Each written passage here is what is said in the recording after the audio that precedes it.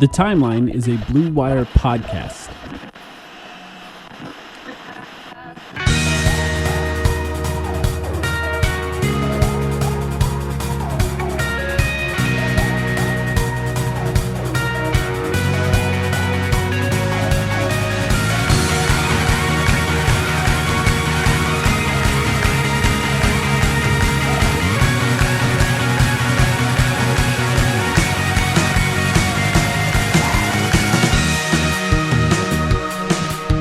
Welcome to the Timeline, of Phoenix Suns podcast. Very excited about this episode. My name is Mike, here with Sam. How you doing, Sam? Hey, man. I'm good. We're back.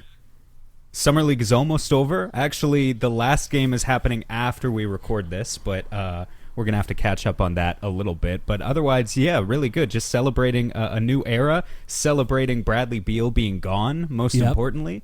And who else to help us celebrate the end of the Bradley Beal and Kevin Durant era, and more importantly, ushering in kind of officially a new era than our guest today. Yeah, we had to do this one because we're spanning multiple time zones here. We had to do this one tonight, and I'm very excited.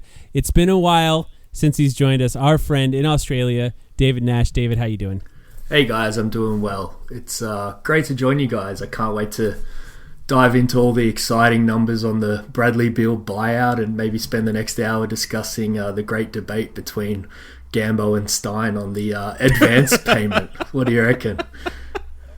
Everyone's clamoring to know exactly why it took an extra 3 or 4 days for the buyout to happen. Well, nothing was going on in free agency. But David, it's been, I don't even know. I should have looked up the last episode that you were on, but it's been, I'm guessing, like a year and a half or so since you've been on the podcast. So thank you for making time to join us. And I think you nailed it, Sam. It's a perfect time to have this conversation to me because, we talked about it on our Patreon podcast, but like just from a general perspective, this week to me felt like a real turning of the page week in Suns fandom. The KD trade, obviously the catalyst to all of this. That was a massive, massive deal.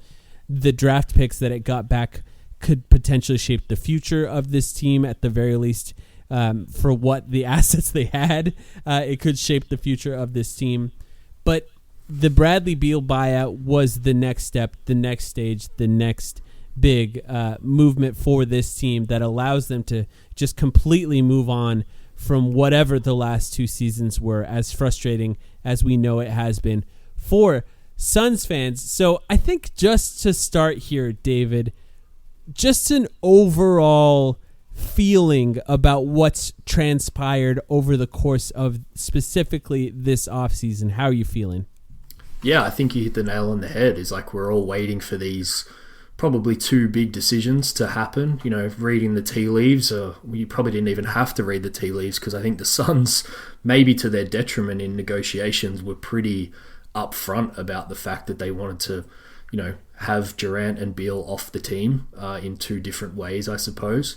But in all seriousness, it's kind of nice to be able to dust the mic off. I think that last time was probably the last time I did anything podcast, so forgive me if I'm a bit rusty as people are listening along here. But yeah, I think it's this time of the off season every year that I get excited to talk about basketball. I think we all love the free agency and draft process, but there's some things that I don't love about it as well, and one of them is that we go too far in the other direction where we're not really talking about basketball at all. And you're right, it kind of gives us a fresh perspective to talk about.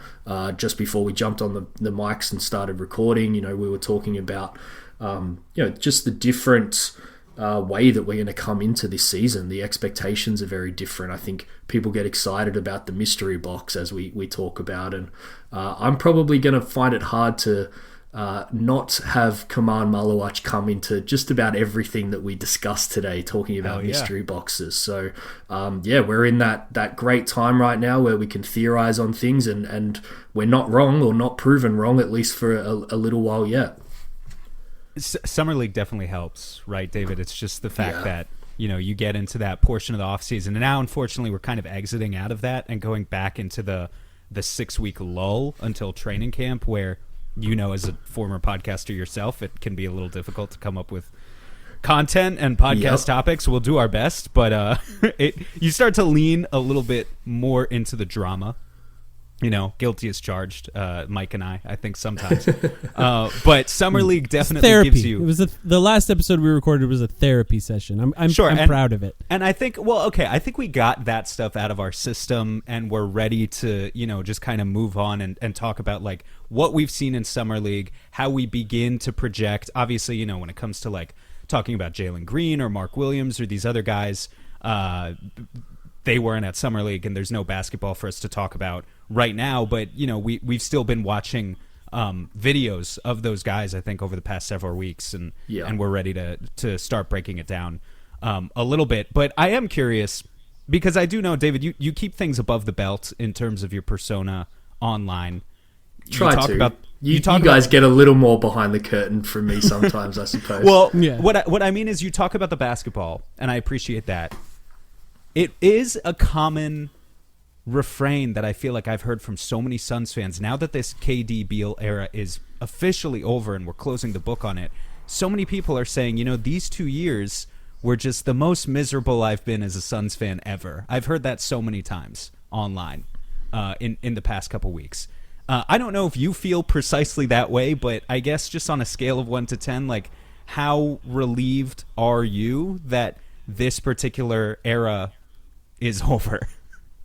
Yeah, I think it's a good question. I've struggled with this a little bit because it obviously coincided with me maybe stepping away from covering it to the level that you guys still do. But there was no doubt that I kind of fell out of love with it a little bit as it became obvious that it was, not going anywhere. Early on, I was bought in. It was obviously a different makeup of a team with different expectations, a different style of play on the court. One of which I didn't really love, and I've been pretty vocal about that, and I'm excited to see what Jordan Ott can do on both sides of the ball to kind of bring some creativity back. Some of those things that I guess I really enjoyed covering, whether it be on the pod, the newsletter, or even on Twitter, as I've kind of dive back in every now and then. So I'm excited about that side of things. But yeah, I think like everyone, once it was obvious that this wasn't working out, they needed to rip the Band-Aid on it, and I'm glad that they finally have. Maybe it should have come a little bit sooner so they had a little bit more leverage. The Bradley Beal one in particular was probably where they backed themselves into a corner that really only had one solution to get out of, and was a pretty difficult one, obviously. But yeah, I'm excited. I'm going in, and we'll probably talk about this a little bit more. I'm going in with some pretty low expectations. I'm not going to preach to fans how they should be fans. I think that's something over the last 12 months that I've really learnt. Probably I was guilty of that when I was more of like a quote-unquote media member, was telling people how they should be fans. I just think it's stupid, to be honest. But me, myself, and I think some others, hopefully too, are going to come in with realistic expectations that this is going to take a little bit of time before they can hopefully get back to the heights of, being in the playoffs and contending for championships one day. The last time, or one of the times we had you on, we easily went 3.5 hours I think, talking about the Suns. And this time I was grateful that you sent us at the very least a list of topics to talk about, because sometimes I need to be reined in, especially when I'm talking to people that I'm friends with, because it can be a little bit easier to go long when talking to people that I'm friends with. But one of the things that you wanted to talk about is a theory that you've had about this team, something that you've been sort of kicking around in your head. And, you've hinted at it to Sam and I in the past, but I want to give you the opportunity to explain it to us, because I'm not sure I fully understand what you're going to talk about here, but I'm going to cede the mic to you, allow you to talk about whatever you want to talk about here. Yeah, I guess I kind of just sent you a list of things that are on my mind. Not having to podcast every week like you guys, I miss being able to talk about these things sometimes, and there's probably 4 or 5 things that are on my mind right now that, if we were going to have the opportunity to talk, and we always go long, we always joke about that, so I'm sure that'll happen again today. But the first thing is this kind of second star theory that I've got, which is, I just find that there's so much doom and gloom in the conversations, and Again, myself in the past, I love to talk about complex cap things, CBA things, even on the court, some complex, things that I really enjoy about what's happening on the court. But, sometimes you need to remind yourself when you're in the weeds on things like that, basketball is a pretty simple sport. I think it's one of those sports where there's only 5 guys on the court at any given time, and you can change your outlook and your perspective pretty quickly by hitting. I touched on it, I think last week. We went from a 19-win team to a finals team in, about 2 seasons with some really shrewd moves and betting on some things that came off. So, I think there's a question I want to pose to kind of set the tone a little bit here, which, I think it's important when we're discussing the future of the Suns and eventually competing again. And, I think it's widely agreed that to win a title, you either need, an MVP level cornerstone guy or multiple NBA guys on the roster. And, we could probably debate if Booker can ever reach that, being in the MVP conversation status again. But, we might talk about him a little bit later on. But, I think the interesting question here is like, how would you rank the following, current and future options in terms of at least, our best chance at getting a second star next to Booker in the next 5 years? Because, Booker's just signed that extension. It puts a little bit of a timeline, no pun intended, on, keeping him happy and keeping him around. And I think one of those is they need a hit on something. So, I'm putting you on the spot here a little bit. So I'll list them how I have it, in kind of least to most order, and I'll let you guys pick me apart as I go. How does that sound? Sure. So let's look at the draft first. Between, now and 2031, we have, I think, 2 seconds on the books in the next couple of years. That's it. We've got a couple of swaps on first in 28 and 30. So I would say, in terms of getting that second star, I would rank that at the very bottom of the list. It's not going to come through the draft, which is a bummer because that's obviously known as one way to get stars in the door. To be clear, you're not counting the guys who were just drafted. We'll get to those groups, Sam. So, Second, I would say, and this does count a couple of guys that just came in. I would say any of Dunn, Iguodaro, Fleming, or Brea turning into a second star. I think that's highly unlikely. As much as we love optimism season and seeing these guys at Summer League, I would say that's second to last in terms of likelihood. Then we've got the group of let's call them vets. So we've just brought Brooks in. We've got Grayson Allen still on the books. We've got O'Neal. You could probably even throw Nick Richards in there. Not so much, they're obviously not going to be second stars, but could they be aggregated into one? And I think that's obviously something that fans have talked about a lot this week. Zion. How dare you? Well, that's an interesting play to bring up because I think the salary works, but I like to tease Mike with that one in particular, but I am curious your thoughts on Zion if you could bring him in as a basketball fit.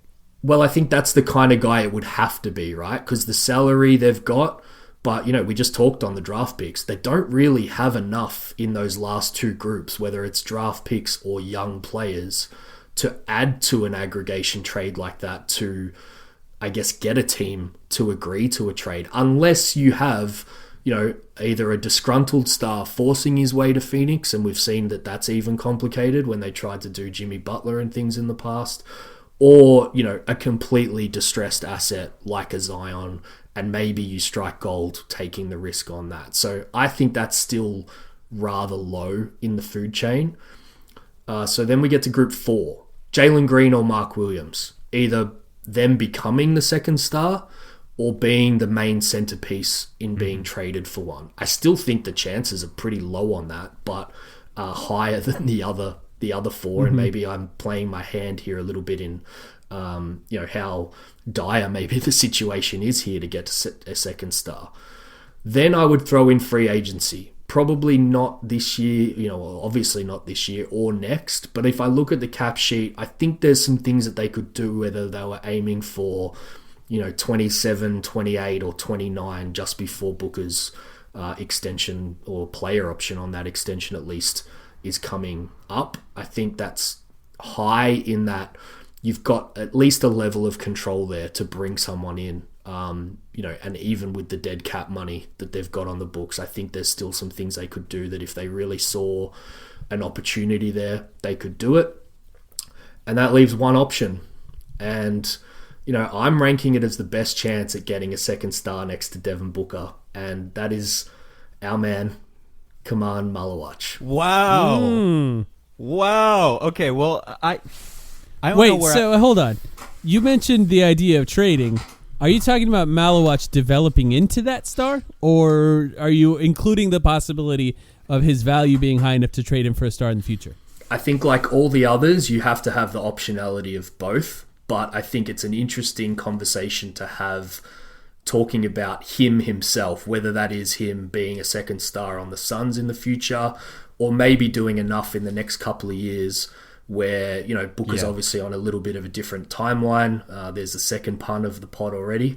But maybe they turn him into someone that's a little more ready to go. And, I wouldn't begrudge anyone for suggesting that this exercise just highlights how dire the situation is in Phoenix, and maybe all the doom and gloom is, from outside forces at least, is a realistic way of looking at it. They might end up being right. But, I just want to focus on the fact, I think it's been under-discussed.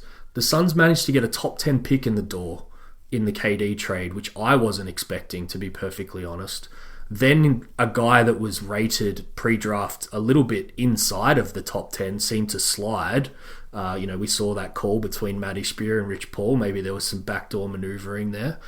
And, he's 18 years old, and at least to my eye, I think there's a ton of upside there over the next few years. So I've been chomping at the bit to talk about Maluach. I know we have to talk about Maluach, and I'm really excited to talk about him because he's been, kind of... Actually, there's a lot of stuff from Summer League. It's not just Maluach, but yeah, he's awesome. But first, just to be kind of logically completionist, let me ask you this, David. And I already know your answer to this, and I already know that we have the same opinion on this, but it's just for the sake of anyone at home who's sitting there thinking... Jalen Green is 22 years old and was the leading scorer on a number 2 seed in the West. Why can he not just be the second star? What would your answer to that question be? And I know we have to talk about Jalen Green as a player too, but in very basic overall terms, how would you respond to that? I think his 100th percentile outcome is Devin Booker 2.0, and we all watched Devin Booker probably a little bit or a lot more closely than what we've watched Jalen Green, but I just don't see it. I think that there's still a positive conversation to have about Jalen Green, but in terms of him becoming that second star, he would literally have to follow the same trajectory that we watched Devin Booker have over the last 4 or 5 years. And there's some key things there that were there early on for Devin Booker that, again, I was much more in tune with Devin Booker because I've watched him a hell of a lot more than Jalen Green, but I just don't see those same traits and capabilities for Jalen Green to turn into that type of player. So, I did have him in that group, kind of, I think, top 3, I guess, in terms of likely ways that the Suns can find that second star. But I think it's an interesting question, and we'll obviously start talking about Maluach a little bit more. I think that archetype and what he could potentially become just has a much better chance of impacting the Suns than say a Jalen Green. Have you considered, I guess if you're thinking about Maluach as the potential star, let's as a potential second star, let's take that out of it. Have you considered what this era of decision makers for the Suns would consider to be the best fit as the second star? We don't have to necessarily name names, or maybe even just archetypes would be the better conversation. I think based on everything we know about what's worked with Devin Booker, it would be very difficult for me to believe that they think that Jalen Green is that guy. Yeah. I think there's a much higher likelihood that they think they could potentially give Jalen Green the opportunity to raise his value enough that they could trade him for a different type of player in the future. And maybe that's not the star trade, but maybe that's the guy that can be flipped later for a star, or maybe they can package him with one of the young guys that they have to try to get a better player. But like something that stood out to me, and it's really kind of funny in the way that they've talked about this team, specifically since James Jones was pushed out the door, and Matt Ishbia took charge, Brian Gregory as his puppet.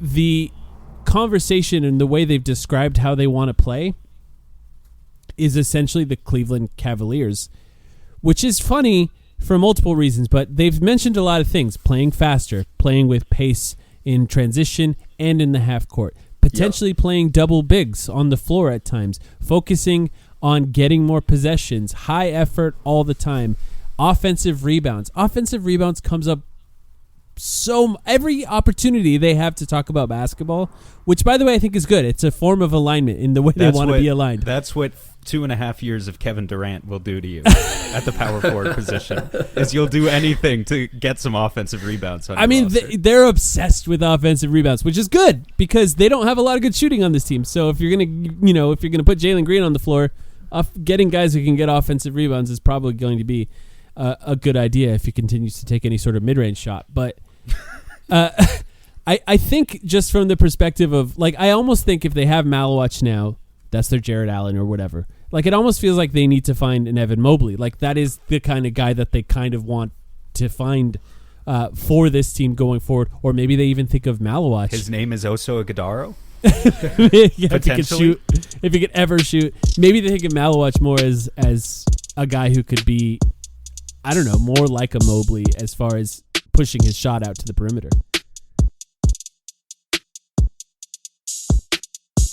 Alchemy Roast is my favorite coffee. You've heard me talk about it time and time again, but it's time for you to go to alchemyroaster.com and try Alchemy Roast's coffee.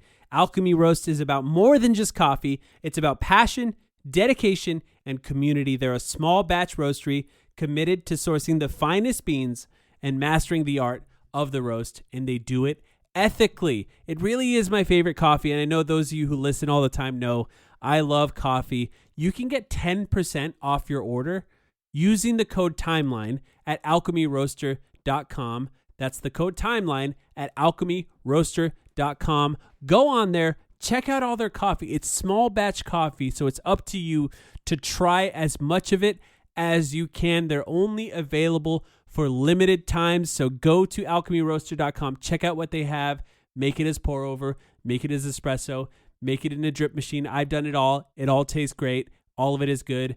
Tanzanian beans right now. They have some on there. Peaberry coffee. I highly recommend it. There's a lot of other great coffee, but if you try that one, you know that I recommend it. It's really good. Once again, Alchemy Roast. Go to alchemyroaster.com. Use the promo code TIMELINE. Get 10% off. It also supports us here on the podcast, which we appreciate if you do. I think that's a great segue into what I want to talk to you guys. Yeah, about. we gotta just get it. Let's get into just the Maluach, because I think this is one of the things that fans are most excited for. And my prelude question to the overarching conversation, David, how much did you know about Kaman Maluach pre-draft versus how much have you watched since? And I guess just how much, if at all, has your opinion changed via watching him in Summer League? Yeah, I'm very happy to put my hand up and say I knew very little about Maluach before the Suns called his name out, or the Rockets, I guess, called his name out in that stupid tradition we have at the draft where we pretend like guys aren't going to teams that they've been traded to. So everything that I currently think is really going backwards after the draft and looking at his background and college tape.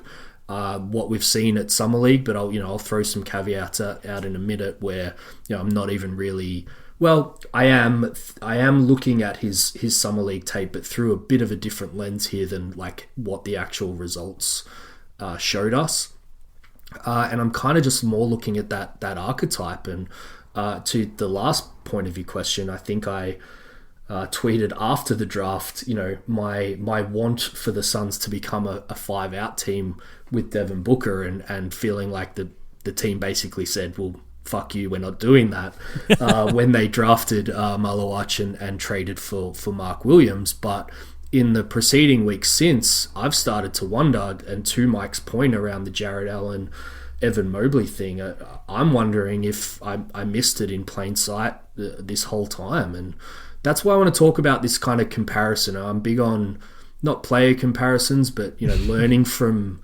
past mistakes or learning from things that I've seen with my own eyes. And I'll get those caveats out there. So Maluach, obviously extremely raw, had a very mixed summer league. We don't know right now whether he's playing as we're recording or after we're recording in the last game.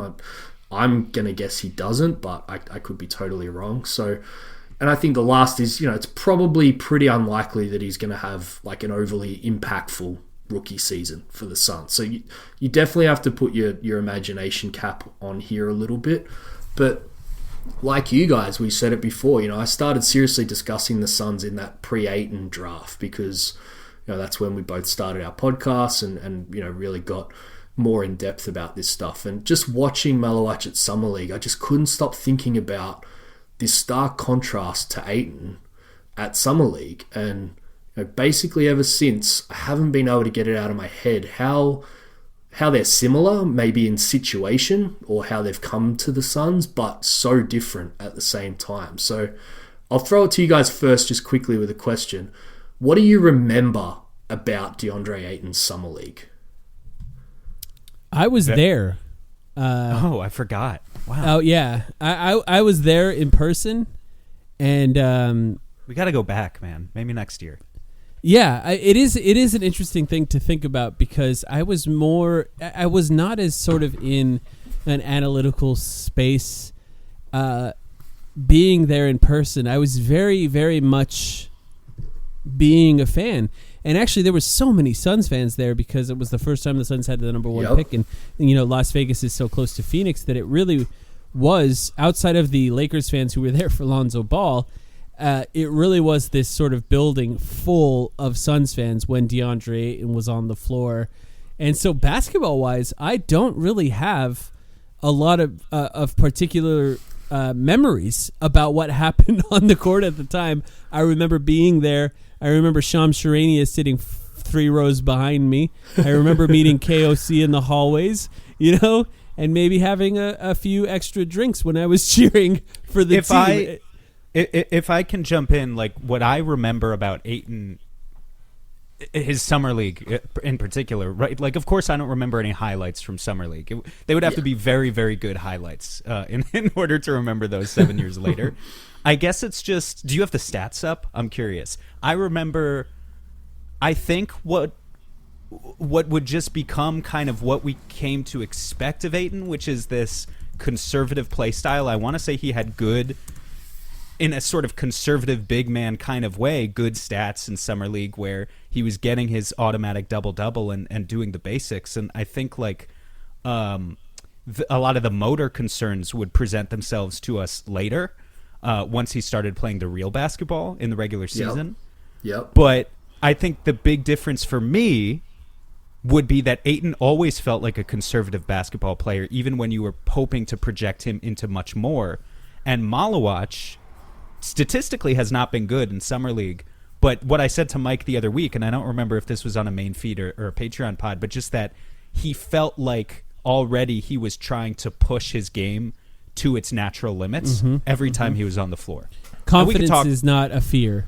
We could talk precisely about how he did that, but that's where I would draw the comparison. I love your answers, and it's going to seem like we cooked this up beforehand, but I've always loved that when I pod with you guys, we don't really talk and we just get into it on the mic. So people are going to have to trust that. But to your point, he had 14.5 points, 10.5 rebounds, a steal, and a block in 4 games at Summer League, and I think he was all Summer League second team, if you want to add that to your list of accolades to your basketball reference page. But now that he can't say I'm a max player, I have nothing to prove. he has to say I was Summer League all second team 2018. I have nothing to prove.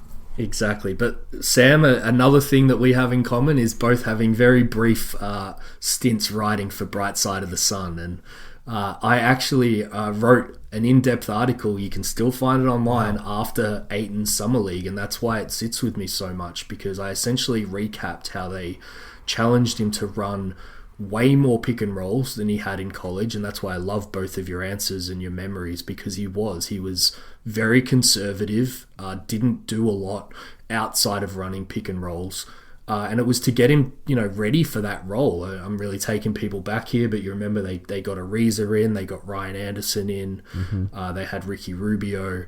I really liked the Ryan Anderson acquisition. I'm sad that never worked out. I was wrong, obviously, but anyway. Ricky Rubio obviously came, I think, a season and off season. Yeah, Isaiah Kanan may have been the main point guard, yeah. But they really went in with wanting to, I guess, have the guardrails up on him. And it's funny to me thinking about that now, because here he was a number one pick, as you said, Mike. He was 19 years old when he was drafted.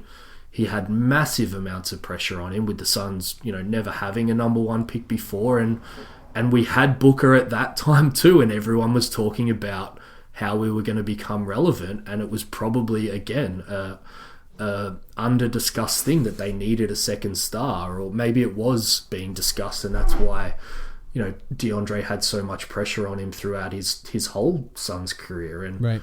I'm not looking to relitigate how Ayton was developed or who was at fault, and I think in a weird way those summer league games almost became a window into the very way his Phoenix tenure played out, a very specific but important role that was, part of but not a driving force, I would say, in the Suns making the finals. And that very role essentially became the undoing of things for player and team as well. So, I fast forward, compare that to another rookie center top pick for the Suns. Maluach is 18 years old, coming in at a time again where the Suns are desperate for talent to join Booker and not be a laughingstock anymore. But that's kind of where the similarities end, and you both touched on it there, where the contrasts start to kick in. Maluach, for starters, fell to Phoenix, fell in quotation marks here at 10, and I think therefore he's not really dealing with any of the same pressure of being a number one pick like DeAndre. And then, as you said, he comes into Summer League. He's shooting threes, he's dribble driving off DHOs, he's facing up in the mid-range, sometimes taking shots, sometimes attacking from that position. And, did any of it look amazing? Not really, but isn't that exactly what we're all imploring Ayton to do early on in his son's career, and got so frustrated that he wasn't doing it? So, that's what I wanted to set the tone here for a little bit, and throw the question back to you guys. I know Sam in particular touched on a little bit more, so maybe Mike, we can throw it to you. But what was your initial impressions just of that in particular? Not so much the results, but what we saw Maluach do at Summer League, and maybe if I've planted that seed of comparing that to what we all experience with DeAndre and the real contrast there. Yeah, like I said, the thing that stood out for me is, I think there was what we learned over the time with DeAndre, and is a lot of people would ask things like, why don't they let him shoot threes? Yes. And what we learned is they were begging him to shoot threes, and he wasn't doing it. And, from a coaching staff perspective, that's something they were encouraging him to do, and it just wasn't happening. And from what I've seen with Maluach now, in some ways it's actually interesting that the results weren't good throughout Summer League, because what that didn't do is slow him down from trying things. Exactly. And I think that is really particularly interesting because, one, you have to have the buy-in from the coaching staff, obviously. And we'll never fully know exactly what was going on with DeAndre Ayton, but that story about the threes always stood out to me. From what we've heard from coaches, you have to have the buy-in from the coaching staff, but you have to feel confident and comfortable trying those things, and that obviously belies, I think, a belief in himself. He believes that he's capable of doing those things. It didn't take long after he was drafted to learn that the Suns believed in his shooting. It was one of the first things Brian Gregory said when he had the opportunity to talk about Maluach. So beyond that, what I thought was interesting is they weren't, as you described with DeAndre, in just running pick and rolls. They seemed to be encouraging him to dribble. They seemed to be encouraging him to drive, and particularly in the first game, attempting to post him up. They couldn't even get him a lob at the rim, because the point guard play on the Summer League roster has been largely a disaster too. We could talk about that, but yeah, like the easy stuff for a big man was not even there for Maluach to show off his game in a way that you would want. Like the so-called that's why I love it, Sam, because as you said, we could have gone all of Summer League with that poor guard play. You know, I tweeted at the start of Summer League that it's notoriously bad for rim running bigs, and just be like, what did we see? We didn't see anything. We didn't even see this, like, I guess, NBA ready skill that he supposedly has to at least just be able to catch lobs, sit in the dunker spot, because the guard play was just so poor. So it's just hard for me to not be somewhat positive about the fact that we at least saw all of these other things that we didn't see for DeAndre Ayton. I guess I will throw, granted he had poor guard play even in the regular season from, the likes of Isaiah Cannon. But, I just... Then he had Ricky Rubio and Chris Paul, and, some of it got better, but some of it never did, right? So. Exactly. Maluach, I know we're talking about process over results, but to give him a little bit of credit on the results, he had 16 free throw attempts in 3 games as of going into this conversation. Again, maybe he'll play a 4th game, we're not sure. 16 free throw attempts in 3 games. That dribble drive game that you're talking about, it's going to get stripped at the NBA level, like we know that, but he made some advanced reads, like really surprisingly advanced reads. I don't remember who it was on anymore, but the first game he had a rip through where he drew a foul. Yeah. You saw that, right? Yeah. Yep. That's insane. That's an 18-year-old doing a rip through. Like, if there's any chance that this is a guy, forget the 3-point shooting for a second, and I think the 3-point shooting is awesome. If he can be a Miles Turner-esque, stretch 5, that's great. But if he's except 7'2", I mean, I just have to point it out because Miles Turner is not exactly an oversized big. So, but if he's a 7'2", 250-pound free throw merchant, because he has this advanced dribble drive game where he is able to seek out contact in a way that only a few guys in the league do, that's where you start to get really excited about the ceiling is the roof or whatever.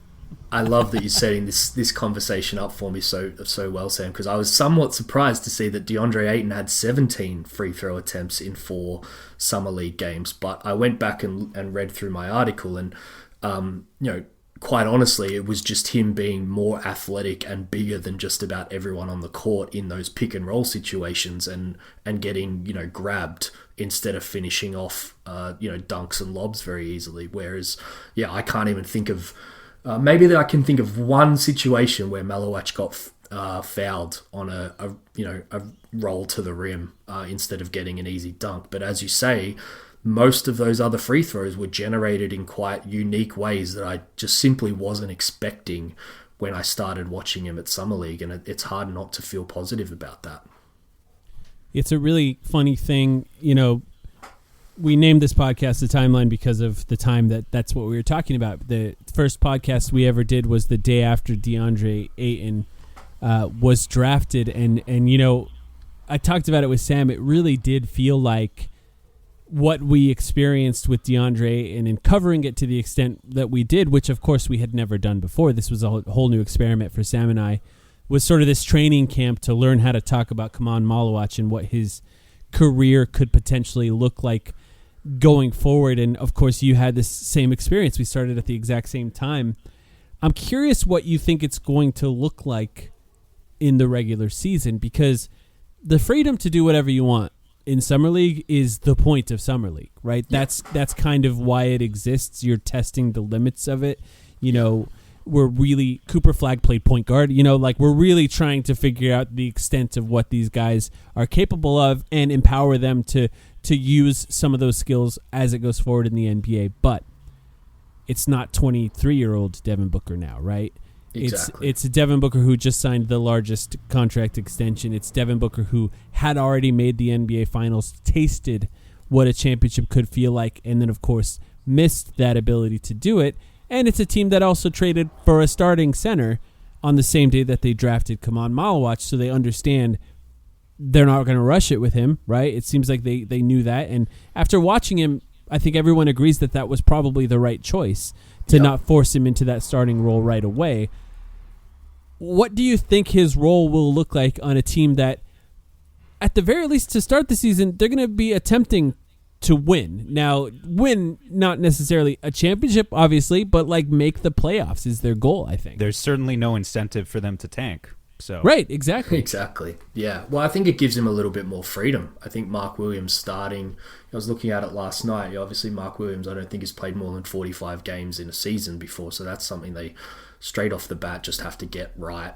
But he also, I don't think, has played over kind of 26, 27 minutes a night. So, talking about those two things side by side, I think to get good health out of Mark Williams, they're going to need him to stay around those minute totals, which is where I've probably cooled on the idea of trading Nick Richards, but I think it also gives a lot of opportunity in the second unit to Maluach, where I think he'll have at least a little bit more freedom to still do some of these things that we've seen in Summer League. But you're right, Mike, I think he's going to need to go back in the regular season to that more reliable role of, using his sheer size, his communication, his kind of leadership out there that has been a really good note. His personality around the team, I think, is something that has been noted to me is something that the Suns love about Maluach. Hopefully provide a little bit of that rim protection. And I think the swing skill in year one is that shooting, and we can talk a little bit more about that maybe when we talk about Oso a little bit later as well, and maybe playing the two of them together. But the cons that we saw are probably strength. I think that's something that they're obviously going to need, hopefully with him in a full-time NBA gig, that they can build on that pretty quickly. I'm a little skeptical on the rebounding. I think they need to see that kind of trend in an upwards trajectory. And, if I'm going to talk about him potentially being a star one day or a second star, I think the passing is something, and I really don't want to throw this name out because I know it's been thrown out a lot, but I think it's just a good example in a guy that can get better in that context, and that's a Joel Embiid. I don't think he's going to be Embiid. I'll put that on the table straight away. But I think you're right. He's going to be healthier. I think that has shown that a big man who's willing to do some of these things can at least get better at that skill, and he'll need to get better. But to answer your question, Mike, I think a good outcome for him both in year one and across his whole career is, he should be able to be an anchor in a good NBA defense, and maybe that means in year one that he's a decent anchor in a second unit where he's not pressured against, first unit guards and bigs a lot, while being a lob threat. I think if that's what we can see, while we then see some of these flashes of things that he has a bit more freedom to do in the second unit, I think that's what I want to see. And again, why I want to... I really hope that despite the looming situation with Devin Booker, that it sounds like to me they're all on the same page here. Probably part of that extension talks was, that they might take a little bit of a step back here to take a couple of steps forward. And, the great outcome, I think, is being that anchor of, say, a top NBA defense while being the lob threat, but then also throwing in, a little bit of this dribble and shooting threat. I think that's where you start to talk about a guy, or an archetype that is really valued in the league these days. You can only think of a small handful of guys at that size that can bring that to the court. And I think that's where I potentially get, really excited about what he might become. And, what you said before, Mike, with, I'm wary of the fact that I'm going to potentially drive myself to insanity here, but to go from covering DeAndre Ayton so in depth, I learnt so much. As you say, it was a bit of an apprenticeship. I learnt what's good, but I also learnt what's bad. And that's where I get really excited about, maybe not in as active as a role as I was. You guys will do it a hell of a lot more than me over the next few years, but I'm just really excited to go through a similar journey with a guy that I think projects out to just be a little bit different, and that's exciting for me to think about and talk about. You heard it here first. Come on, Maluach is #different.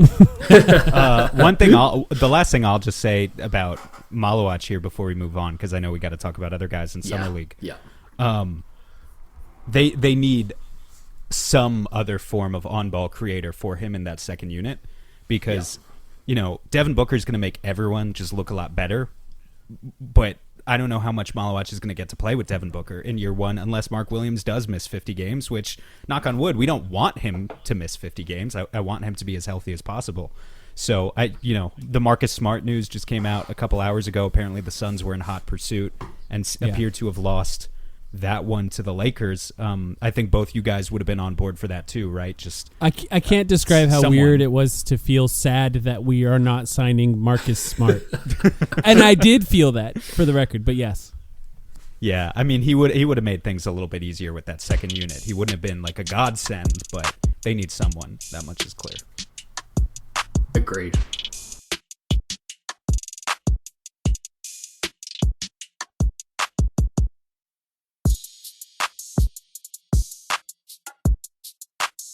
So there are other guys who are playing in Summer League that I've been looking forward to talking to you about. And by the way, the game's about to start in 30 minutes or so, probably later because Summer League runs late.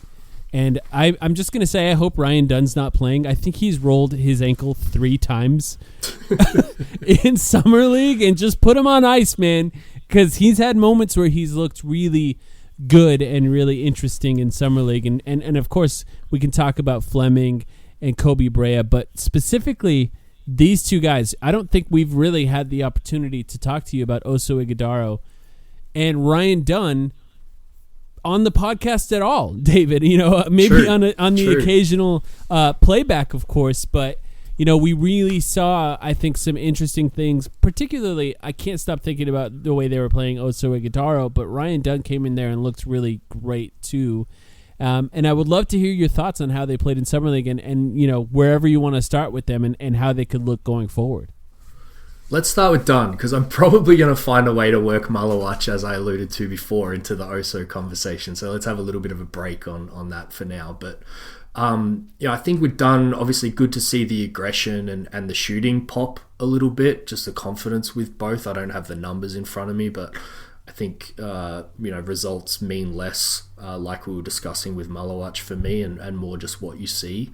I'm a little gun shy just based on the level of competition. I find that really hard at Summer League, and one day, I keep saying it, but one day I'll get the experience that you've had, Mike, in being able to go and see it in person as well, to maybe kind of sense that level of competition a little bit better than you can on the tape. But I don't know if it's the stink of last season, but I don't know. I feel like maybe I'm a little lower on Dunn than the consensus. I'm not really sure, and I love talking to you guys to kind of check that a little bit, but I'm just a little unsure of what his ideal role is going to be on, say, this type of team versus it was a very specific role for him last season with that kind of big three setup, which whatever you want to call it, a fake big three or whatever. But I'd love to see the defense pop a little more, and I get that probably wasn't going to be the case at Summer League because they want him to lean into things that he's testing out or wanting to kind of get better at.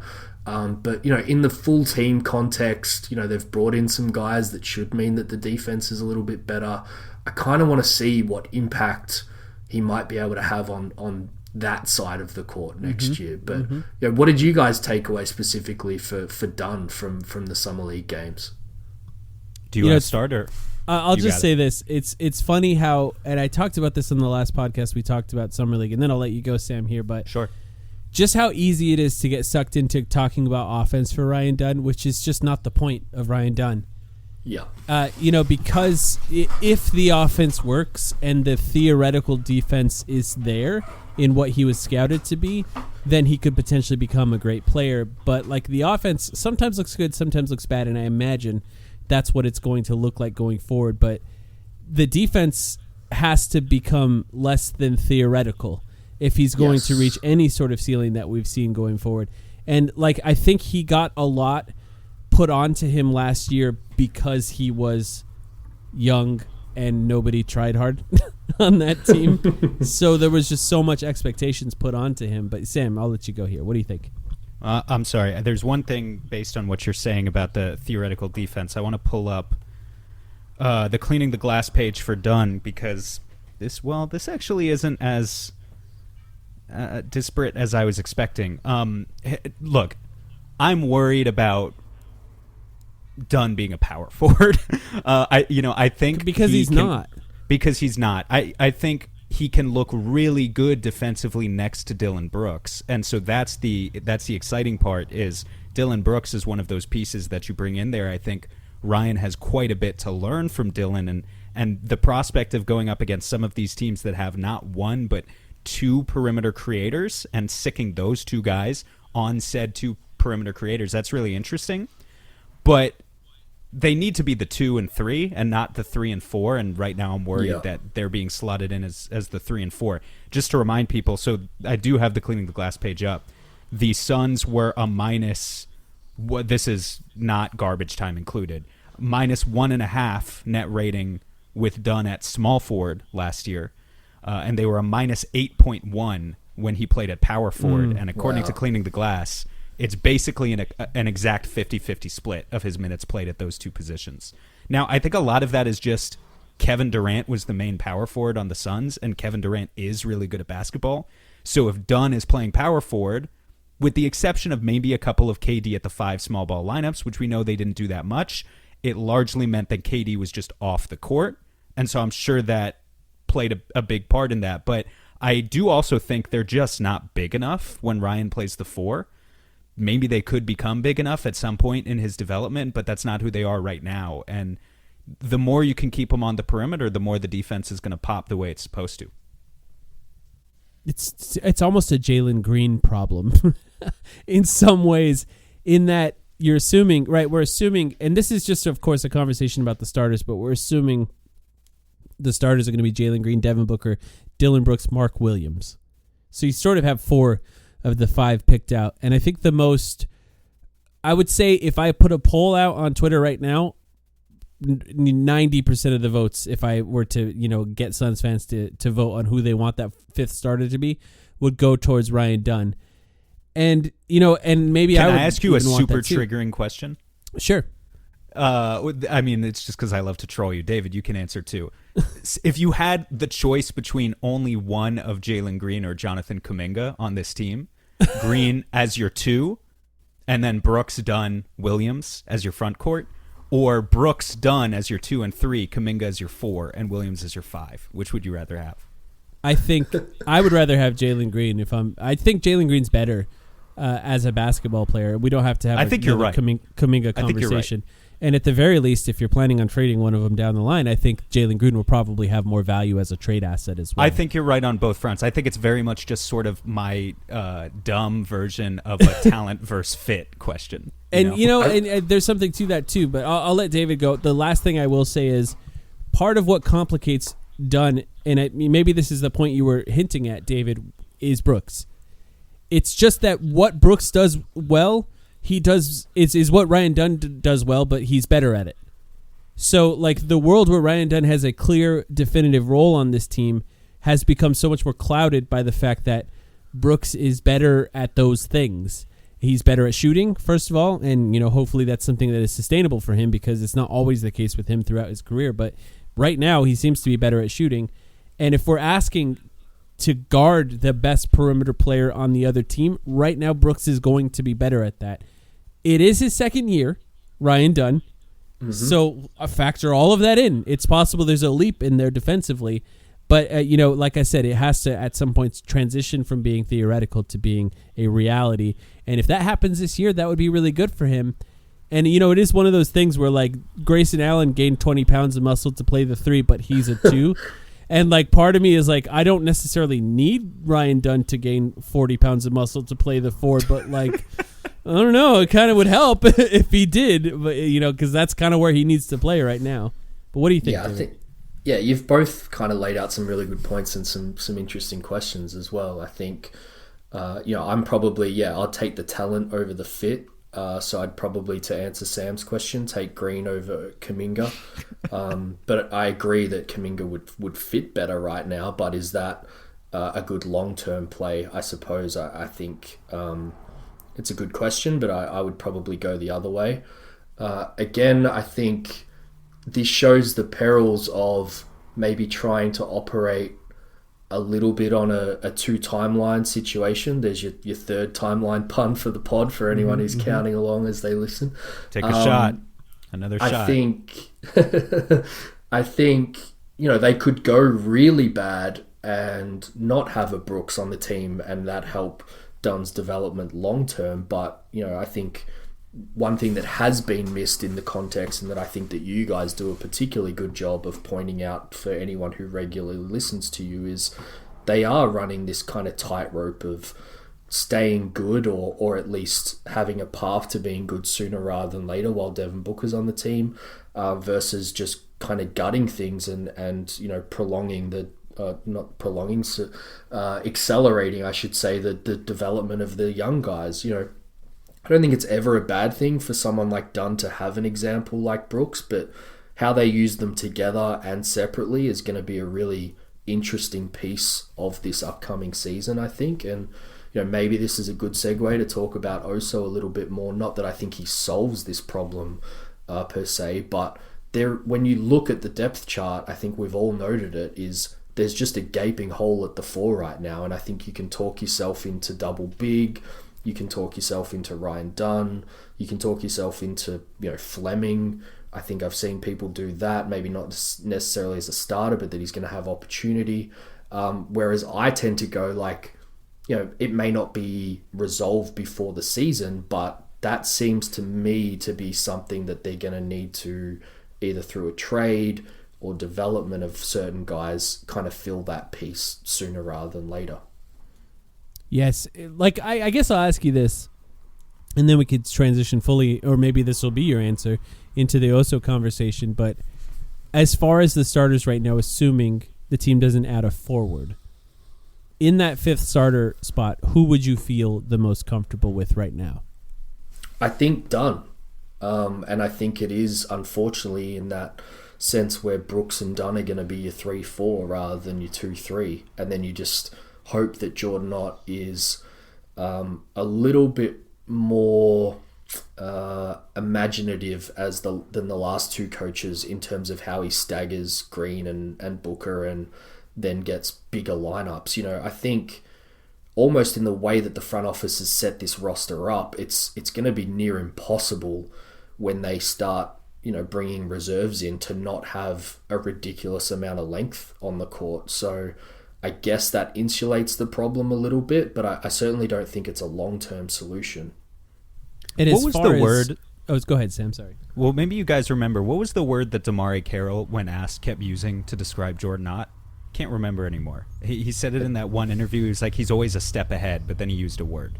He basically called him a genius, didn't he? Yeah, I think he did. Offensive genius. He did call him a genius, but he used an adjective too, which obviously did not stick with me because it went one in one ear out the other for me. But anyway, I have hope, and I know obviously Damari Carroll, they have a very good relationship. He's going to say nice things about the head coach. Mastermind.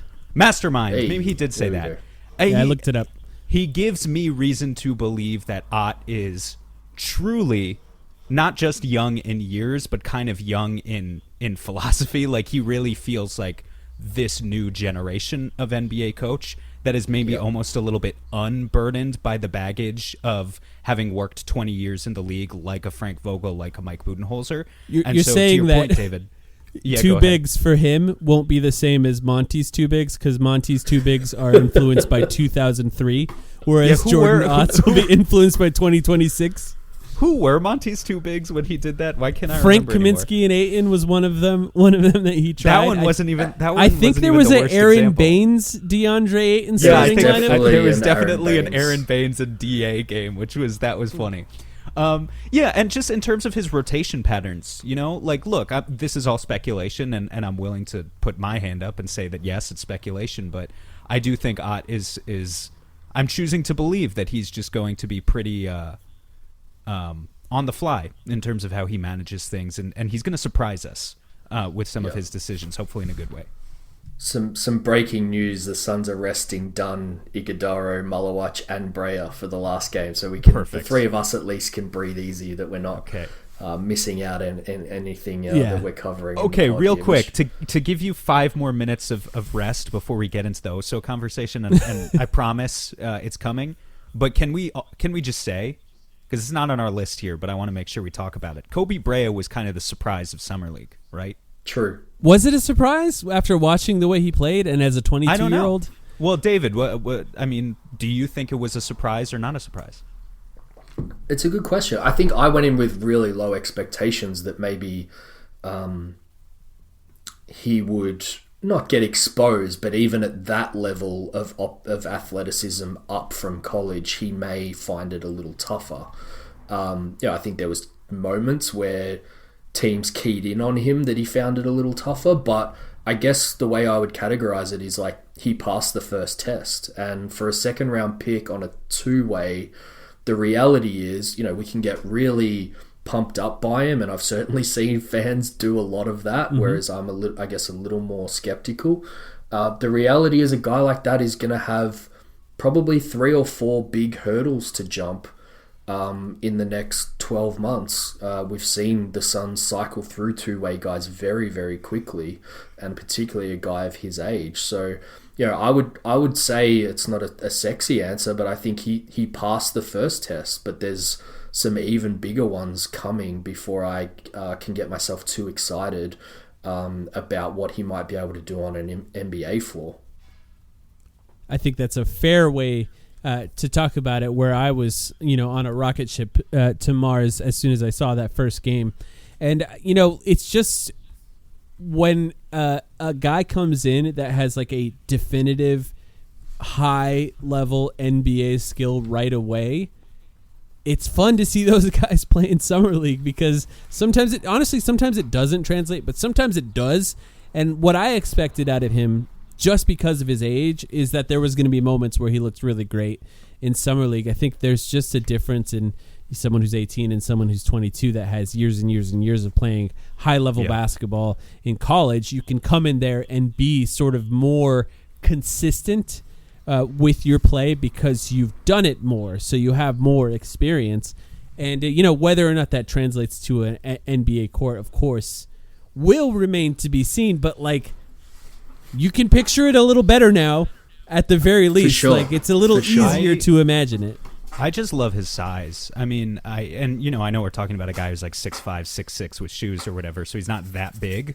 But I'm so used to prospects who, if you're that size and you can shoot and you can put the ball on the floor and dribble it a little bit, like, why wouldn't you be a top 15, top 20 prospect? And in Kobe's case, I mean, obviously there are defensive concerns, there is an injury history, and it's age, so it's some combination of those factors. Like, I understand why he fell in the draft, but I'm just so used to, if you actually get the guys who are skilled, there's usually something that feels more catastrophically wrong with their game. Like, they would have even more hurdles that they have to jump. And the fact that Kobe has that size, really, he does, and has the ability to get off shots in a number of ways already, his tape just popped to me. Like, I 100% agree with you, David, that he does have these hurdles to climb.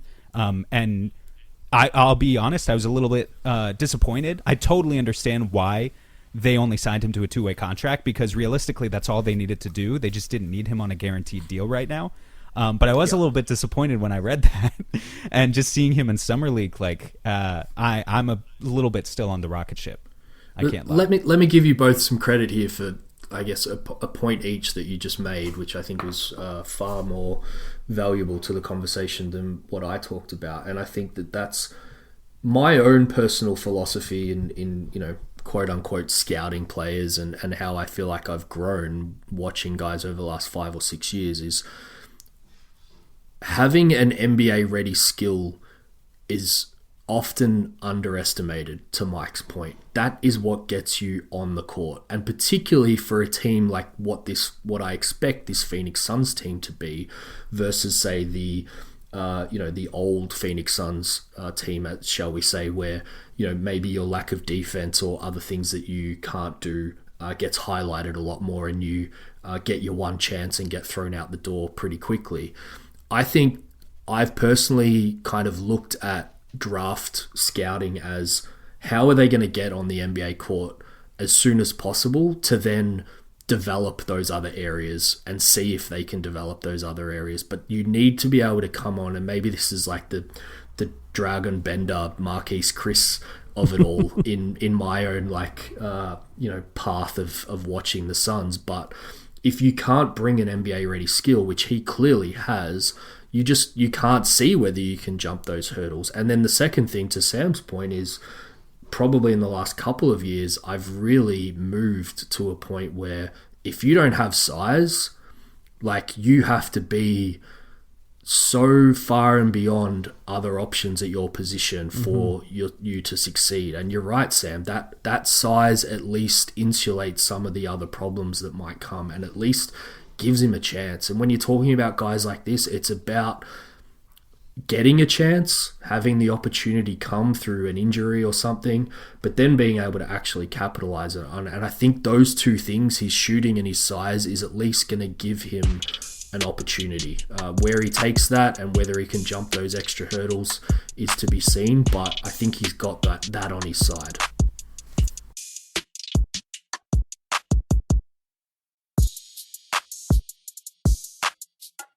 David, what do you think Oso Iguodala's NBA skill is? What is the thing that's going to get him on the court this coming season? Great question. Passing. It has to be that, right? Because it's a weird thing with Oso Iguodala where it's like the answer you kind of want to say feel, and that's like not. It's like not an answer. It's amorphous. it's like not a real thing, tangible thing that happens, but it's like he's got great feel. And it's just one of those things where a guy doesn't have a bunch of skills, so you bring up his feel, and that is a real thing. Like, it could get you on the court going forward, but like, he played so much power forward in summer league. He played a different role than we've seen him play before. How do you anticipate he's going to look this coming season? Yeah, it really intrigues me. I haven't been shy about talking about this. I guess in many respects, you guys answered my call of giving me somewhere an opportunity to talk about this a little bit more in depth rather than, 120 character tweets or whatever you're allowed to do these days. But I think the reason it intrigues me is the fact that he brings a skill set the Suns could really do with right now. There isn't a pure point guard, and, passing, I believe, is probably his most NBA-ready skill. But it's also an archetype that's kind of a bit unique and presents some interesting challenges for a guy. So the way I easily describe it is he's basically a skill set that can really only work at the 5 in the current NBA, but in the body of an NBA 4-man. And that's a really big challenge to get over. And you want him playing as a hub. You said we saw him playing as a power forward, but he was still almost playing the same role that we saw him play on the Suns, in that he was a hub, so he can also be a roll man, both in lob situations, but probably the short roll. Like, where he's really popped for me, like even last year, not summer league, is his ability to hit the corners and make quick decisions. That's his NBA ready skill that guys at his size don't just come with. That's actually something that is really hard to teach and really hard to develop. He's got that in spades. The team could definitely do with the passing and the playmaking. And he's pretty toolsy defensively, despite kind of the size limitations. But he can't shoot. And therefore... Not even his damn free throws right now. He's got to start making those, Exactly. And I think we saw this in the pros. Granted, he was a rookie, so he can always get better. I don't think you really want him as your primary rim protector either because of his size limitations. So... this is where I find my way to bring up Maluach again. I don't think it's great for any individual, player's overall future and career to need a really specific, kind of group of guys on the court with you in order to be able to succeed. But, I think if you're looking for a skill set to optimize Oso, then you need a rim protecting big who could potentially space the floor on offense. And, I think off the top of my head, there's only 5 guys in the league that can do that, which is why I'm so fascinated by what Maluach might be in a couple of years. Because, if we think about a second unit, and that's why I said before, I don't think Oso playing the 4 really solves the starting power forward problem that the Suns might have right now. But, you can essentially play him as a 5 in a modern offense with his non-shooting not hurting you so much. And then he can also guard fours, which I think that's what's popped in Summer League. Granted, the competition's not, the NBA.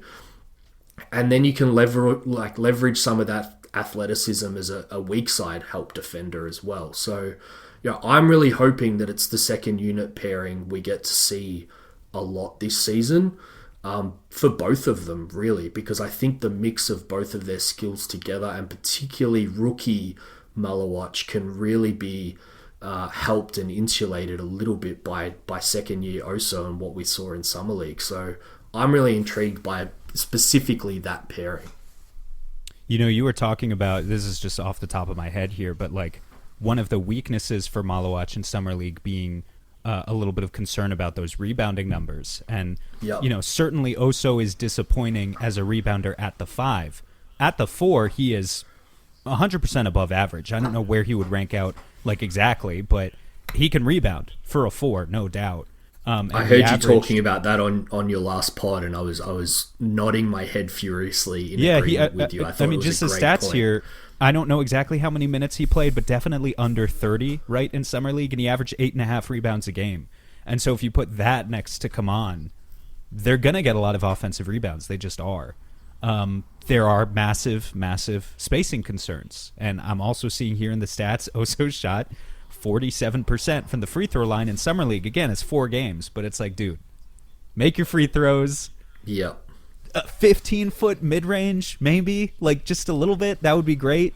Just something other than the floater.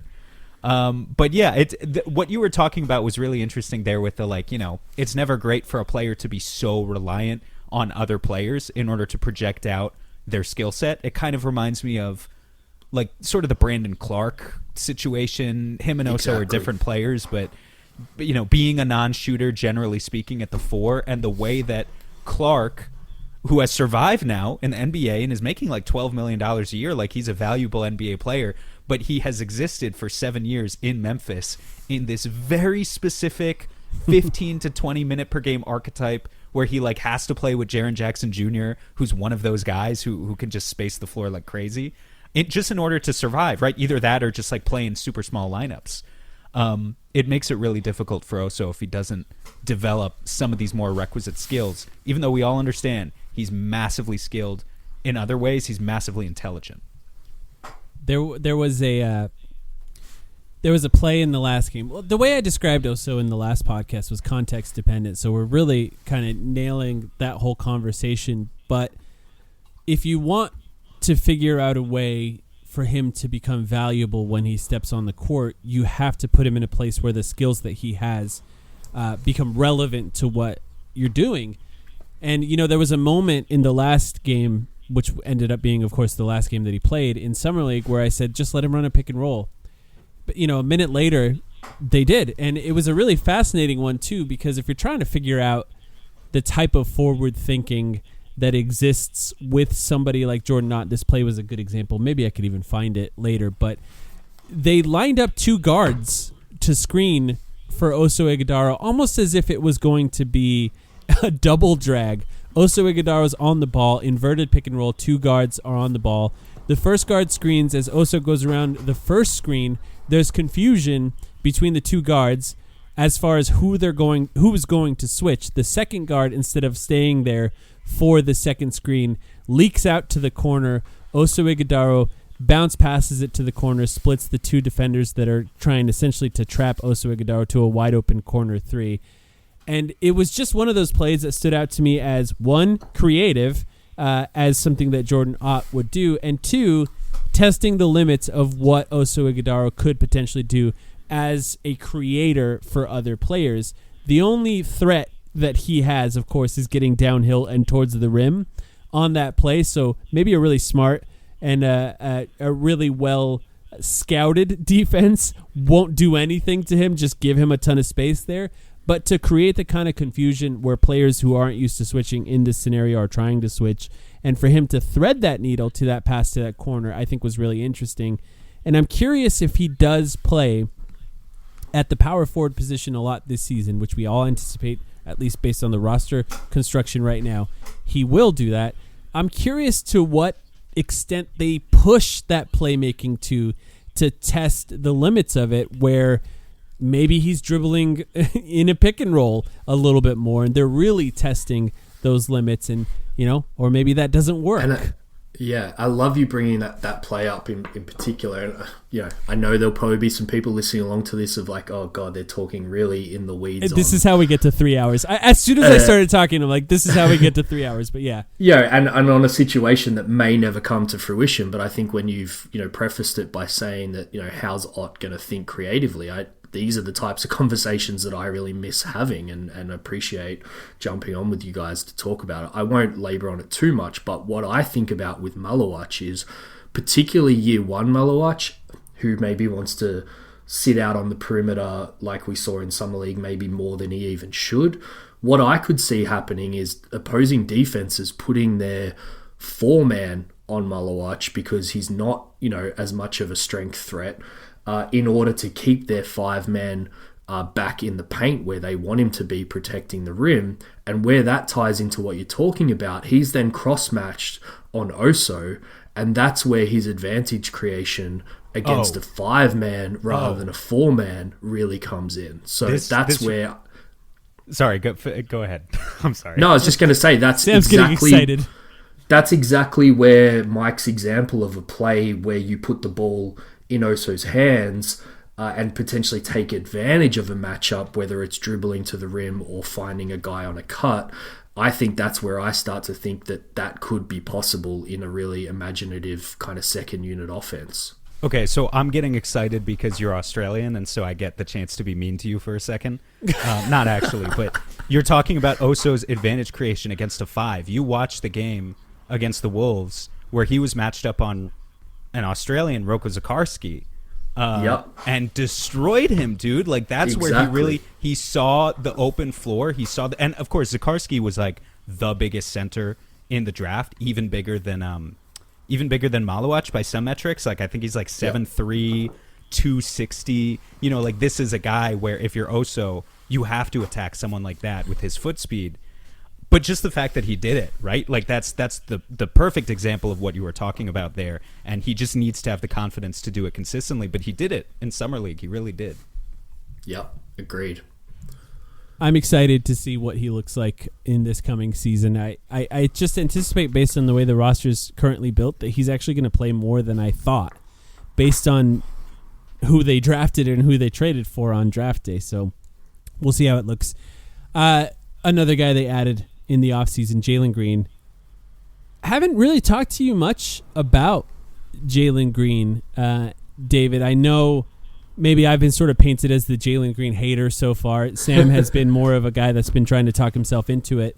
And I'm trying to find ways maybe to talk myself into it a little bit more. Optimism season, of course, approaching.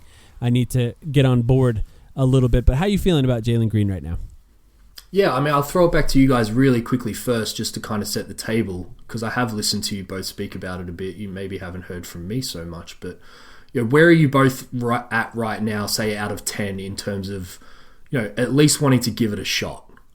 Yeah, I mean, I'm at an 8 in terms of at least wanting to give it a shot. But I will say, if there's any Jalen Green stan accounts listening to this, and I don't think there are. You think they made it 90 minutes into this podcast? as we're talking about Oso attacking Roko Zakarski in Summer League? No, I think probably not.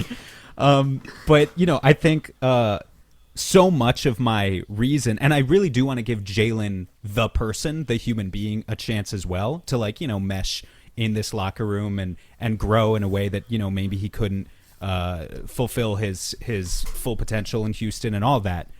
But I'd be lying if I didn't also admit that, part of my thinking is we just need to give this a shot to see if he boosts his own trade value, and then you flip him for a more legitimate star 2 years from now. A better fit, right? too, right? Yeah, 100%. We all know that that's part of the thinking here, and if the Suns aren't allowed to say it out loud, you can read between the lines of what they're saying and sort of tell that that's what they're thinking, too. I always go back to...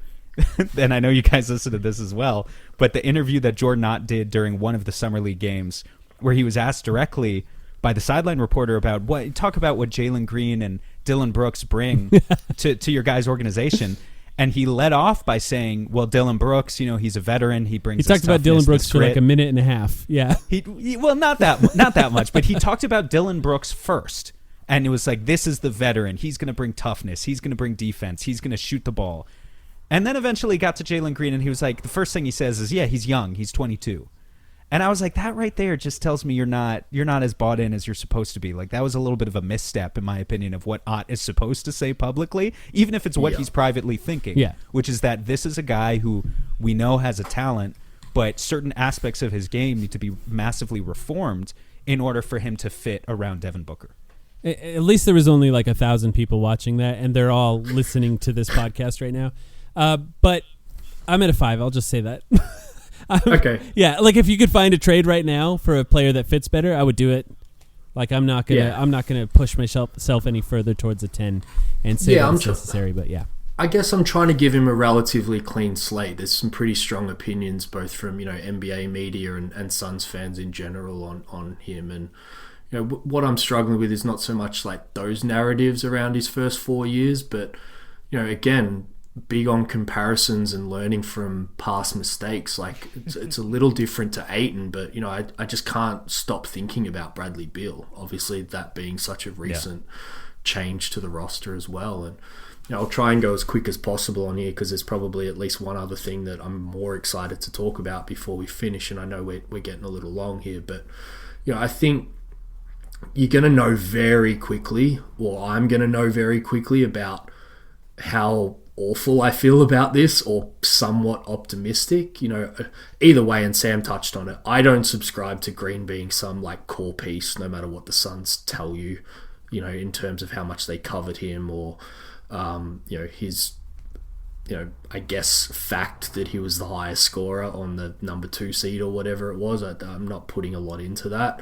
Nor do I really think he'll be kind of on the next Suns team that really competes, but that doesn't mean it can't work, and it doesn't mean that they can't get something out of the experience, whether it's flipping him or being just a better on-court product than they would be without him. So, I think the margin for error is pretty slim, and the ceiling is probably a little murky on what it would look like. But again, with the Bradley Beal thing very soon in the rearview mirror, I see it as literally dead on arrival if we start seeing Green in the preseason, play as the primary initiator, even if it's like a 50-50 sharing option with Booker. I can handle him bringing up the ball up the court. This isn't source. No one said this to me. Just watching games, I feel like one reason they keep trying to put a point guard with Booker is he doesn't want to be hounded bringing the ball up the court every game, honestly. Every minute of every game. Does, he doesn't want to be TJ McConnell to death. Yeah, and that's why they put the ball in Beal's hands, at least when he was healthy. And I think that led to like forcing kind of this weird offense where they were trying to get the ball to Booker in certain spots, forgetting even the KD of it all. And I'm going to start feeling, I know you guys joked about this word in one of your previous podcasts, but that's where I'm really going to start feeling queasy and kind of, not really like where we're going. Because, as much as I think Bill has a lot to answer for with his time in Phoenix, I've spoken quite a lot about, both the most recent 2 coaches of the Suns trying to force something that was the exact opposite of what I thought they should be doing when they made that trade for Bradley Beal. So if they bring in Green and commit to him and Book in the backcourt, it feels like they still believe in that non-traditional point guard evolution after CP3, and they almost want a mulligan on Beal, and they kind of want to see it again in a different context. And I kind of agree with them. I've been saying this for what feels like seasons now. The moment they moved on from CP3, I thought it was a tell that they believe that putting the ball in Booker's hands as the primary initiator was the way to go. And we might get into that a little bit more in the last topic in terms of the contract that they've just given him. But I'm in full support of that. And I can see Green excelling in that offense because Booker has always made guys better off ball, whether it's as catch and shoot shooters, in a movement based offense with Odd in particular. I could see, we've missed that athleticism that a guy like Green brings. Can he capitalize even further on the gravity, not just be a good catch and shoot 3-point shooter as almost every guard and wing that has played with Book in the last 5 years has been. But, can he find those seams on the defense almost as a play finisher?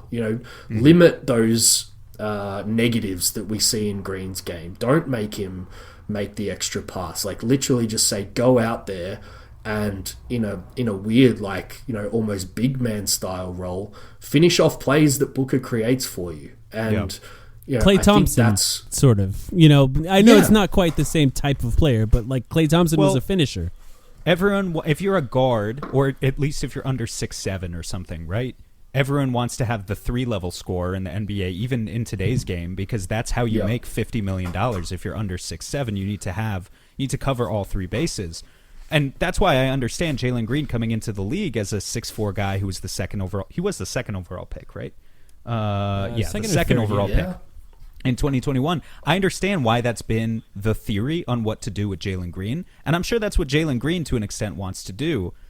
But after 4 straight seasons of the playmaking is not great, and he shoots 35% from the mid-range, like among the worst in the NBA, if not the worst last year among a certain volume, there comes a time where you just have to simplify and say, hey, maybe you're not an elite 3-level scorer, but you can be really good at 2 of the 3, and I think Jalen has the ability to be really good at 2 of the 3. He can be a legitimate source of rim pressure, and he can take 8, 9, 10 threes a game, and the more of those that are catch and shoot playing off of Booker, the higher that percentage is going to be. Although I do think, there's plenty of pull-up pop to his game as well. It's just, not necessarily like your go-to source of offense. Yeah, and I hadn't even really thought about this till now. I did bring up the Beal comparison more just in terms of, the old starting 5 versus the new. But in a way, is that Bradley Beal? Bradley Beal put up great gaudy stats on really shit Washington teams. His ideal when he was at his best was when he was with John Wall and didn't have to have the playmaking kind of responsibility and just got to go out there and score. And, we've seen all the quotes since he signed with the Clippers where they're basically saying, you're going to see the best of Bradley Beal again because he's going to be back in that type of role. And that was the biggest mistake for me. I thought that's what Bradley Beal was going to do on that version of the Suns team. But it became really clear. It probably took me a little longer because of the injuries to click that that's what was happening. And it was probably highlighted the most in the most frustrating basketball, I would say, that I've ever watched in that Minnesota Wolves playoff series. They just didn't get it. They were forcing this thing that game after game was not working. The numbers were telling you that it wasn't working. Your eyes were telling you that it wasn't working. And they got swept without changing anything. And that, I've never been more frustrated watching basketball than that series. And that's why this is the question for me. Have the Suns learnt from their mistakes, or are they going to double down on the same theory again? And it might honestly be the question of the offseason for me in terms of maybe not the results, but probably the results. But if you ask me, my own personal enjoyment of the Suns next year may come down almost singly to that one question. I think maybe I'm just a little scarred by saying this player who's been on the ball their whole career, I can't wait to see how they look off the ball. But Kevin Durant had a lot more control over his role than I think Jalen Green will, to be fair. True. Because I really was excited for the opportunity of Kevin Durant, what he could do off ball. And, so many people took that as sort of an insult to who Kevin Durant was, and I never thought of it that way. I think being an excellent player off the ball can bring so much value to a team, and he could have been the best at it in the NBA. I didn't want to do it, and that's fine. He'll have an opportunity to be on the ball more with a team that has no dribbling. Let's talk about a guy who is an elite 3-level scorer in Devin Booker, who just signed what has been described as the most lucrative contract extension by yearly pay in NBA history. Of course, he'll be signed through 2033. Devin Booker. This is an interesting season for Devin Booker. And by the way, it's very us, especially with you coming on the podcast, David, to wait until an hour and a half into a podcast to mention Devin Booker especially after 20 minutes on Oso Ighodaro. But how you feeling about Devin Booker this upcoming season? It's I think maybe a whole new role for him, possibly for the first time in his career. Being sort of the maybe there were times where he was point guard by default, but like being the main point guard by design this upcoming season and being that guy is going to be a new role for him. At least I hope, I until we see it, because we've been burned very recently. I hope that's what it is. Sam, I just spat out my water seeing the username that you've currently got. Just saw that, so thanks for. Yeah, you don't have to. You don't have to mention. That's for the three of us only. I was wondering if you would see that. But yeah, obviously the extension was the other bit of big news that it seemed like every man and his dog wanted to have an opinion on over the off season, and we mentioned a little bit before, but I found the discourse. I don't know about you guys. Kind of looked over the fact that the Suns probably need a year or two here to kind of get things heading in the right direction. And not offering extension to Booker now would have basically been an open invitation for him to start planning, his own exit. And I just think, or maybe I wish that, maybe NBA media was a little more able to have the nuance to that conversation, and that's why I appreciate the likes of you guys who are able to point those things out a little bit more, rather than join the pile on. So I did try and look at those critiques coming like left and right, and about the money in particular he'll earn between now and 29, 30, but in a way I guess to challenge my own thinking, am I thinking critically about this? But I'm still of the view it had to be done.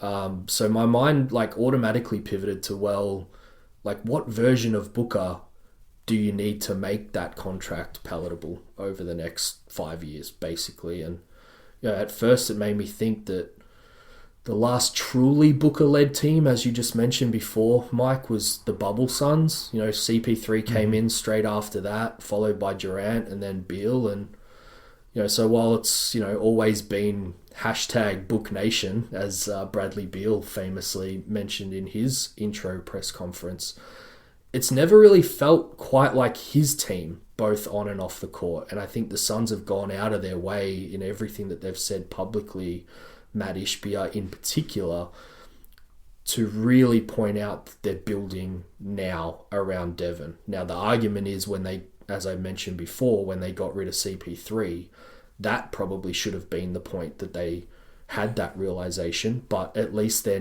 there now. And I'm intrigued, from an off-court perspective even, how does this team start to take shape when he's the undisputed leader now? Mm-hmm. As someone who's followed his whole career, I think that's kind of a fascinating next chapter to sit back and observe. But the more fascinating even is from a selfish perspective, as I said before, cards on the table. I've had this really strong belief that Booker as the primary initiator is something that should happen. I think testing it out now, seeing it, whether I'm right or wrong, I'm weirdly excited to kind of find out.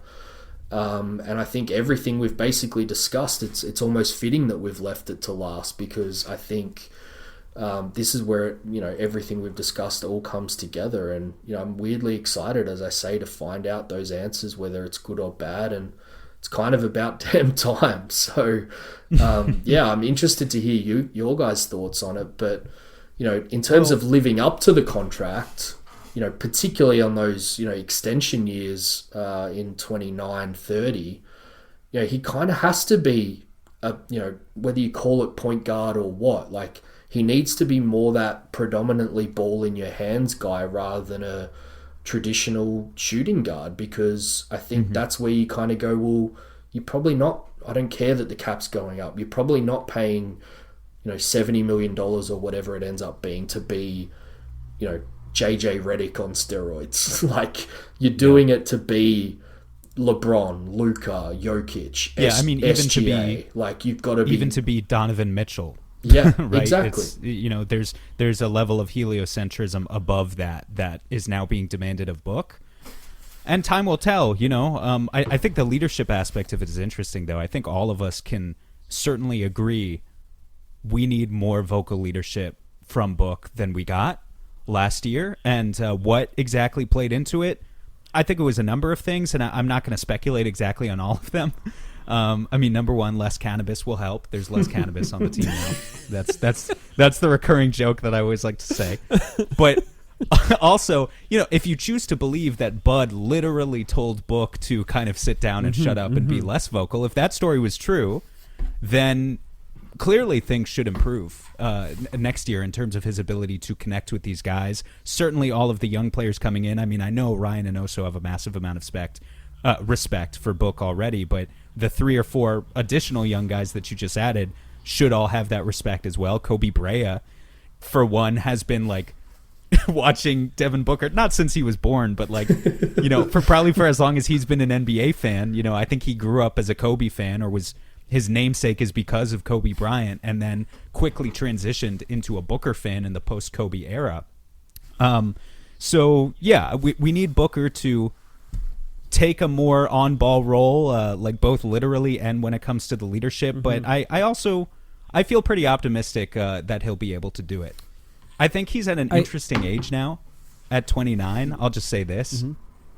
29, but not married with no kids, is quite different. We've talked about this, Mike. Is quite different from 29 married with kids. And maybe it means you're not mature in all the same ways, but maybe it also means you have a unique ability to like not feel like the odd elder in the locker room, and to continue to connect with these 22 and 23-year-olds who you now kind of need to lead. I think you mentioned the Bud story. There's been a common theme that comes up regularly anytime anyone that works for the Suns speaks, and you know what's coming when I mention this. Alignment. And it's come up time and time again. And look, it's funny because Brian Gregory forcing it into the conversation so much was what made it funny. But it's also good. And I think about that story now in the context of how Matt Ishbia and Brian Gregory are talking about this upcoming season. And you think about why Bud wanted him to not talk. It probably was because they weren't on the same page. Yeah. Coach to star player. And as we know, at least going forward, the star player, the most important one, the one who is Phoenix. And if he was not saying the same thing that Bud was, one of the most vital things for this team to be successful now or 3 years from now, whenever we want it to be successful, as soon as possible, ideally, is that Ott and Book are on the same page. So when Book is speaking in those huddles and when Book is speaking on the court, they're saying the same thing. They're pushing the same vision of what this team needs to be and how they need to react. And the fact that Booker was in those interviews for Jordan Ott, people were still putting him in the trade machine as those conversations were being reported on, I think is telling. I think it's very, very clear that they want a team that's aligned, and that is from star player to coach to front office to owner. And, for Booker, hopefully they are all on the same page pretty quickly, and hopefully it works in a way that doesn't frustrate him, because as much as I want him to be happy and successful on this team, if it looks really bad this season, and if it looks really bad 45 games into the season, I'm really curious, one, how he feels, how he talks about the team, and two, honestly, how the fans talk about it. Yeah. Because it's been known fans have turned against players they've liked. And I really hope that doesn't happen to someone like Devin Booker this coming season. Me too. They're still on a path to, him being a one franchise player, and I hope it remains that way. And I think the extension is important in what you just mentioned, where if it does start out bad, at least, there's a little bit of time to, work to this plan that they seem to be aligned on. And you're right, we made fun of the alignment stuff and probably quite rightly, given how many times it was mentioned in those press conferences. But it did overlook a little bit, I think I tweeted this, at some point in a thread over the off season. But, I think there's a really easy argument to make that the Suns have both overachieved and underachieved almost on that point alone in the last 5 years. I think the finals team overachieved, and in many respects set an expectation for the franchise and the fan base that they were maybe further along in a, I was going to say dynasty, but that word is, reserved for teams that win multiple championships, but a group of players that was going to continue to compete for championships and hopefully eventually win one. And we've underachieved massively in the moves that they made since. And I think you can point to both of those sides of the coin happening because the utopia that was the Sava regime when he was going through the controversy and essentially sidelined and not allowed to make decisions. I think you saw a front office that was completely aligned and able to make those decisions that they were, to whatever you want to categorize the last couple of years with the regime change being and the underachieving that they've done. So I think that's a really good point. And you guys and myself have spoken a lot about all the advanced stats from Book's career, almost proving or at least hypothesizing that he deserves to be that number one guy with the ball in his hands all the time, despite him being such a great off-ball scorer as well. And I'm just excited, if that is the case, that we're going to start to find out, minus those really bad teams where he had no talent, how right or wrong those advanced stats are going to be when he's got, enough talent around him. So, I just wanted to talk about that to finish off because it's something I'll definitely be keeping an eye on. And you guys have been so gracious to let me talk about the 4 or 5 things that have been on my mind going into next season. Hell yeah. Well, I'll just say he's certainly not going to lead. You're talking about those advanced stats. He's not going to lead the league in points per touch this year, which he had been the king of the league in for so long, especially during those Chris Paul years, even before Chris Paul. But during those Chris Paul years, it was just he got to play in a half-court offense where he would run around a couple of pin downs and just make quick, efficient work of a touch within, 0.5. It was 0.5 basketball. And now he's probably going to have 90 or 100 touches per game, and we'll see how it goes. If he's still up there though, like in all those things that the pass to assists formula that I used to talk about a lot, the points per touch that you guys used to talk about a lot, then maybe we do turn this thing around a hell of a lot quicker, and that's why I'm excited to see him in that true number one role, both off the court and on the court. David, thank you so much for being so generous with your time. I know it's impossible for us to do a short podcast with you, but that's because it's fun to talk to you about the Phoenix Suns. I know you don't have anything particularly to promote, but is there anything you want to talk about before we end this one? No, I just want to thank you guys. It's been a hell of a lot of fun.